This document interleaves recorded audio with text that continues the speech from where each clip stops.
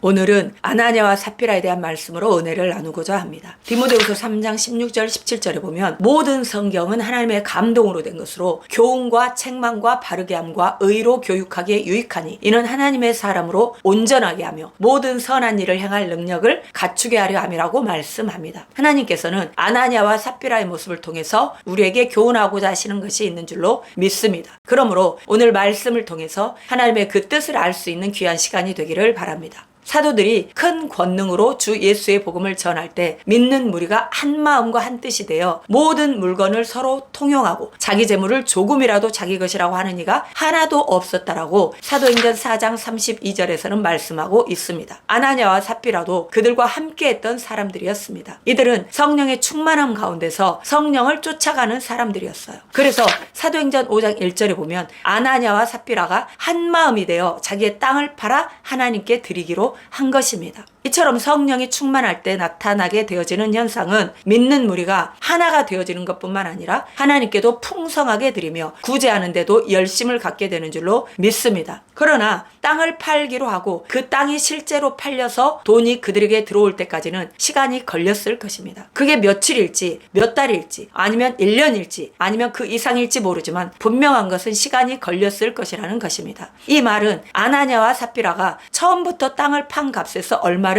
감추려고 하지 않았을 것이라는 것입니다. 이것은 마치 아담과 하와가 처음부터 선악과를 따먹으려고 하지 않았던 것과 일맥상통하는 것입니다. 처음에는 아니었는데 시간이 흐르다 보니 처음에 가졌던 그 마음이 변질돼 버린 거예요. 그래서 그들이 취한 행동이 무엇입니까? 그들은 땅을 팔아 얼마를 받았는지는 알 수 없지만 그 돈에서 얼마를 떼어서 감추었다는 거예요. 이때 아나니아와 삽비라 행동은 어땠을까요? 믿는 무리들과 여전히 함께 기도하고 하나님을 찬양하는 삶을 살 수 있었을까요? 그럴 수 없었을 것입니다. 그들은 마치 아담과 하와가 선악과를 따먹고 하나님의 낯을 피하여 숨었던 것처럼 그들로부터 숨었을 거예요. 성령의 인도를 따를 때는 믿는 무리들과 하나가 되어 하나님을 찬양하며 하나님이 기뻐하시는 삶을 살지만 마귀의 인도를 따를 때는 분리되어지는 역사가 일어나게 되는 것입니다. 그들은 믿는 무리들뿐만 아니라 부부끼리도 분리가 되어져 버립니다. 그래서 사도들에게 나아갈 때도 아나니아와 삽비라가 따로따로 나아가게 된 것을 볼 수가 있습니다. 그때 베드로가 아나니아야, 사탄이 네 마음에 가득하여 네가 성령을 속였다. 이것은 사람이 아니라 하나님께 거짓말한 것이다 라고 꾸짖습니다. 이렇게 꾸짖을 때 베드로는 마태복음 16장에 나와 있는 한 장면을 떠올렸을 것입니다. 예수님께서 십자가에 못 박혀 죽으실 것에 대하여 이야기하실 때 베드로가 가로막습니다. 그때 예수님께서 베드로에게 사탄아, 내 뒤로 물러가라. 너는 하나님의 일을 생각하지 않고 사람의 일을 생각하는 자로다 라고 책망하십니다. 예수님께 베드로 자신이 책망을 받은 내용 그대로 지금 아나니아와 삽비라에게 베드로는 책망을 하고 있는 것입니다. 그렇다면 전에 베드로가 지었던 죄나 지금 아나니아와 삽비라가 지었던 죄가 똑같이 사탄으로부터 나왔다는 것입니다. 그러면 그 죄를 처리하는 과정과 결론도 같을 것입니다. 먼저 베드로가 지었던 죄에 대하여 살펴보면 예수님이 책망하시고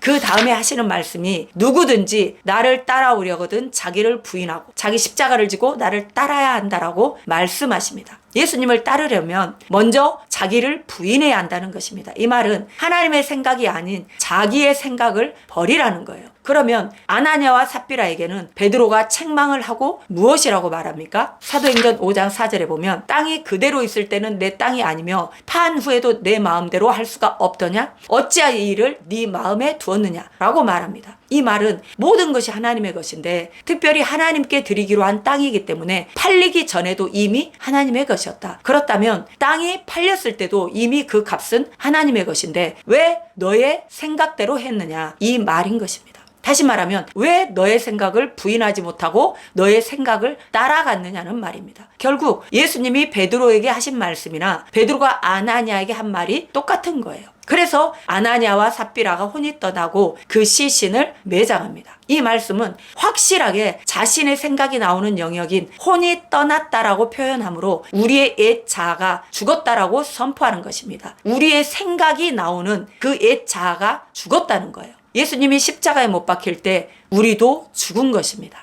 이것을 알고 믿을 때 우리에게서 나오는 생각을 부인하고 예수님을 따라가는 삶을 살게 될 줄로 믿습니다. 할렐루야.